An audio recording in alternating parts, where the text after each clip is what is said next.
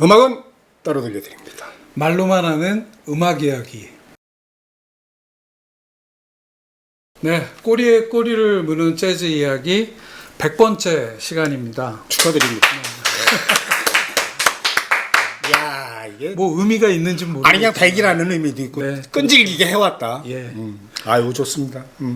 지난 시간에 이제 곡 수로는 244번째 곡이 바리톤 색소포니스트 제리 멀리건이 연주했던 62년도 앨범 제루라는 앨범에 있는 Get Out of Town이란 곡이었는데요. 62년 앨범인데 한 10년으로 거슬러 올라가면 제리 멀리건이 LA로 진출을 했고 그때 만든 밴드의 라인업이 재즈 역사에서 굉장히 중요한 라인업이다.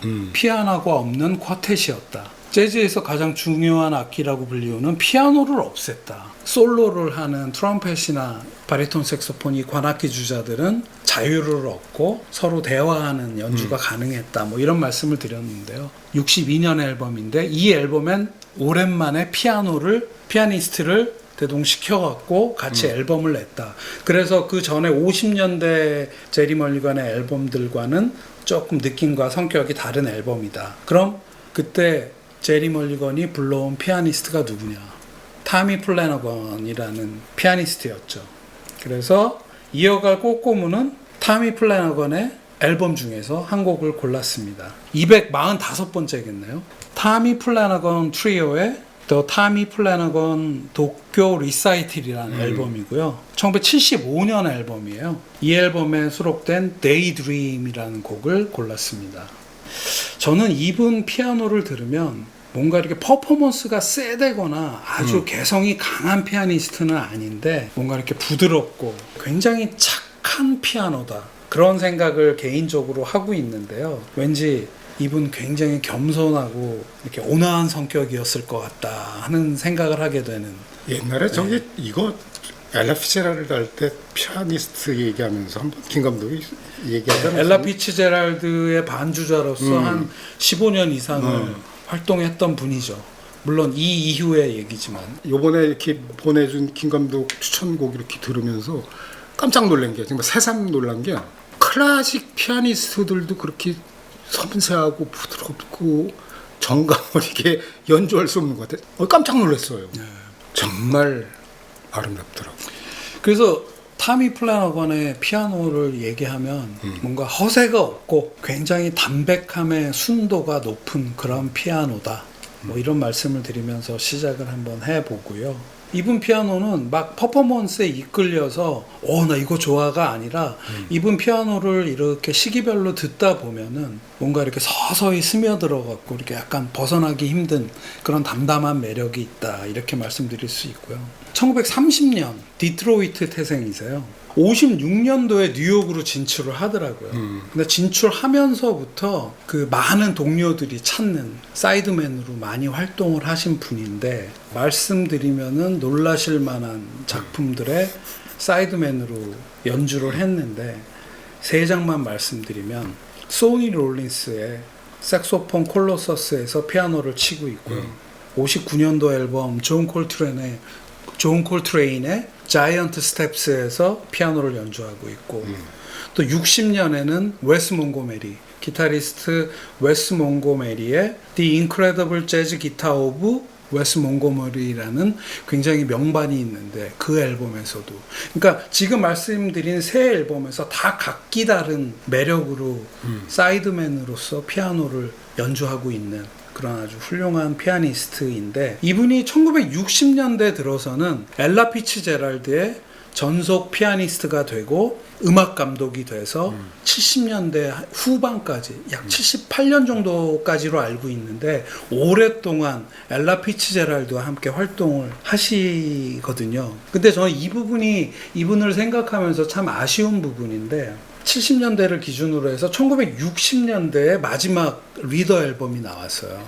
프레스티지사의 서브 레이블인 무즈빌이라는 레이블에서 더 타미 플래너건 트리오라는 앨범을 마지막으로 내고 십몇 년을 리더 앨범을 내질 않고 엘라 피츠제랄드의 음악감독 피아니스트로서만 활동을 하는데 정작 이분의 리더 앨범으로서 이분의 피아노를 온전히 느낄 수 있는 30대의 연주는 없다. 혹시 뭐 레코딩 됐다가 나중에 발매된 게 있는지는 모르겠는데 그 당시의 정규 앨범으로는 찾을 수 없는 게 참 아쉽다. 그래서 40대가 돼서 솔로로 다시 데뷔한 이후의 연주들은 돌아가실 때까지 90년대 후반까지 쭉 있는데 어떤 연주자든 20대 중반부터 한 30대까지가 화양연화인데 그때 자기만의 연주는 없다. 이 부분이 이분을 생각하면서 참 아쉬운 부분 중에 하나인데요. 제가 오늘 고른 앨범은 75년 앨범입니다. 그러니까 아직 엘라 피츠제랄드와 연주를 하고 있을 때인데 이때 근 15년 만에 다시 홀로서기를 준비하는 그런 앨범이라고 볼 수 있는데요. 더 타미 플래너건 도쿄 리사이틀. 그래서 도쿄에서 라이브를 했고 그 라이브 실황인가 이런 생각을 처음에 하면서 들었는데 스튜디오 녹음입니다. 당시 75년 2월 당시에 타미 플래너건이 엘라 피츠제랄드 밴드의 피아니스트로서 도쿄에 공연을 왔는데 그 공연을 주최한 사람이 이 당시 파블로 레코드를 운영하고 있던 노먼 그랜츠가 굉장히 타미 플래너건을 생각하면서 아쉬운 부분이 있다고 얘기를 했대요. 저렇게 훌륭한 피아니스트인데 엘라 피츠제랄드의 반주자로서만 활동을 하고 있는데 도쿄에 온 김에 스튜디오를 빌려서 트리오 녹음을 하나 하자. 그리고 네 앨범을 하나 내자. 뭐 이런 거였나 봐요. 그래서 녹음하게 된 앨범이라고 하고요. 모두 9곡이 담겨 있는데 모든 곡들이 듀크 엘링턴과 자신의 또 다른 자아라고 얘기했던 듀크 엘링턴 오케스트라의 편곡과 작곡을 담당했던 빌리 스트레이혼 이 두 분들의 곡으로만 이루어진 앨범이다. 듀크 엘링턴과 빌리 스트레이혼에 대한 헌정 앨범이라고도 말할 수 있는 그런 앨범인데요. 이 곡 데이드림이 빌리 스트레이혼이 작곡한 곡이죠. 데이드림, 그러니까 백일몽, 한자로 하면 그렇고 그냥 낮에 꾸는 꿈. 그러니까 낮에 꾸는 꿈인데 뭔가 되게 아련하고 묘한 분위기. 그게 어떻게 생각하면 굉장히 클래시컬한 느낌도 받을 수 있을 정도의 그런 묘한 느낌의 곡이고요.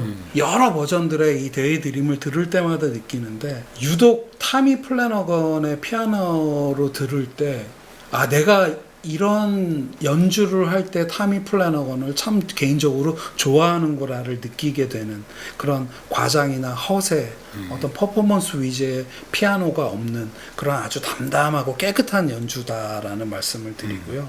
이 데이드림은 어떤 한 연주자를 생각하면서 이 곡을 만들었대요. 근데 그 연주자가 누구냐? 역시 듀크 엘링턴 밴드의 터줏대감인 알토 색소포니스트 자니 호치스를 생각하면서 이 곡을 만들었다고 하더라고요. 그러니까 정확히는 자니 호치스의 알토 색소폰 연주만을 생각하면서 이 곡을 만들었다고 하는데 그래서 이 곡을 한 곡 더 연결을 해야 되겠다는 생각을 했고 역시 그 연주자는 자니 호치스의 알토 색소폰이 있는 데이드림으로 한번 연결을 해보겠습니다. 246번째 꼬꼬무 곡이죠. 자니 호치스가 빌리 스트레이혼, 작곡자인 빌리 스트레이혼과 함께 낸 앨범인데요. 자니 호치스 with 빌리 스트레이혼 and the orchestra라는 앨범이고요. 1961년도에 녹음을 해서 62년도에 나온 앨범인데 그 앨범 속에 있는 데이드림으로 한번 연결을 해보겠습니다. 이 작곡가 빌리 스트레이혼이 이 곡을 작곡한 거는 1939년이래요. 1939년이면 듀크 엘링턴 오케스트라의 빌리 스트레이혼이라는 젊은 작곡가가 참여를 함으로써 처음에 이제 공동 작업이 본격적으로 시작되던 그 즈음인데요. 1939년도에 듀크 엘링턴 오케스트라가 유럽 투어를 했대요.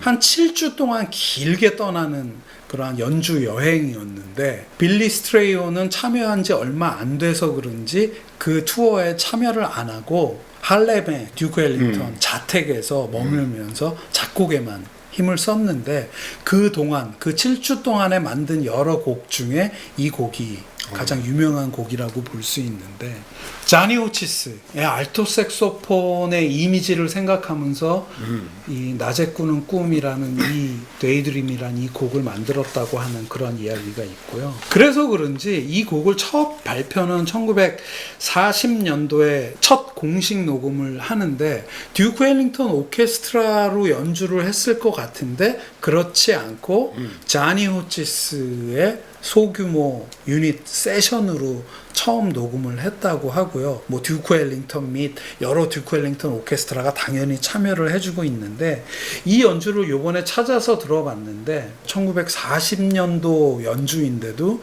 굉장히 아련하고 부드럽고 그 세련된 그런 느낌을 잘 간직하고 있는 그런 버전이어서 이 원곡 첫 녹음 버전도 한번 찾아 들어보시면 좋을 것 같다는 생각을 하고, 그러니까 자니 호치스라는 이 알토 색소포니스트의 그 부드러움, 단아함 이런 게 아주 잘 드러나는 연주이고 어떻게 들으면 굉장히 관능적으로 들리는 그런 알토 색소폰 연주가 있다.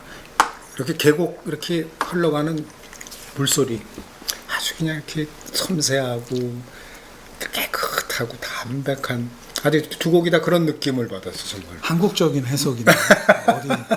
어디 송추 계곡 같은. 아 이거 송추는 아니야. 그 멋있는 계곡, 멋있는 계곡. 네.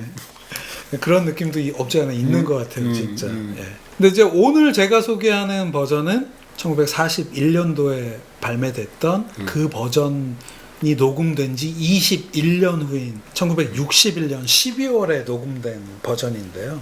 이 앨범은 자니 호치스가 중심이 돼서 빌리 스트레이혼과 함께 공동 앨범을 낸 건데요.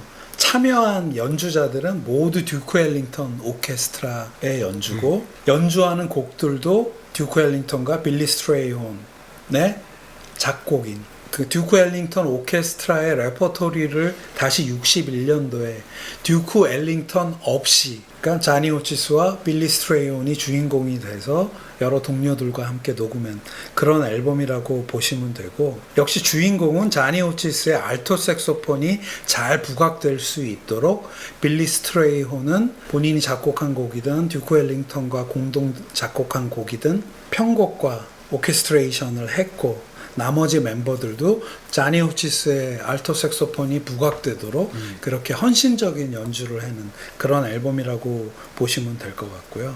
이 앨범 속의 B면 두 번째 곡이 데이드림인데 1940년 첫 녹음보다 더 극강의 서정성을 강조한 그런 아주 세련된 연주를 하고 있고요. 자니 호치스의 부드럽고 섬세하고 비단결 같은 그 알토 색소폰을 듣는 것만으로도 카타르시스 같은 게 올라오는 그러한 연주라고 볼 수 있는데 요번에 들으면서 그런 생각을 했어요.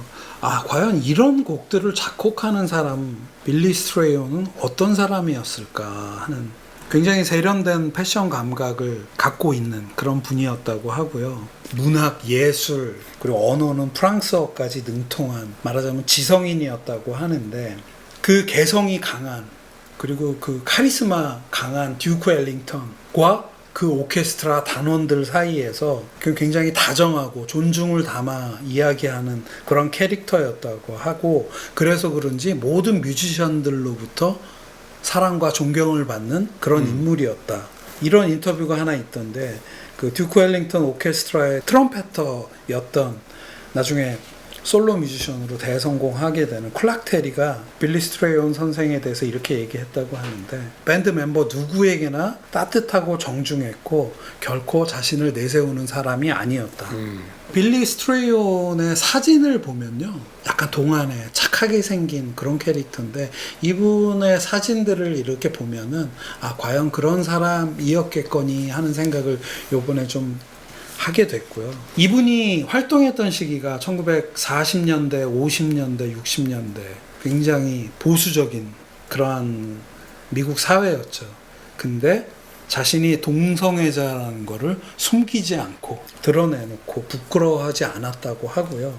이분의 다른 면인데 마틴 루터킹 목사와 깊은 친분이 있고 마틴 루터킹 목사와 함께 여러 자선 콘서트를 기획하고 연주하고 이런 등 그러니까 흑인 민권 운동에도 굉장히 그만의 방식으로 적극적으로 참여하는 그러한 강단 있는 그런 분이었다 하는 것도 알게 됐고, 그런 강단 있는 삶과 오늘 고른 데이드림이라는 곡을 만들 정도의 어떤 그런 서정성을 갖춘 음악인으로서의 모습이 굉장히 콘트라스트가 있지만, 그래서 그걸 다 알고 나면은 이분의 음악이 더 부드럽고 서정적이고 가슴에 와닿는 그런 게 아닌가 하는 생각도 한번 해보게 됐습니다. 자, 오늘 준비한 이야기는 여기까지입니다. 자,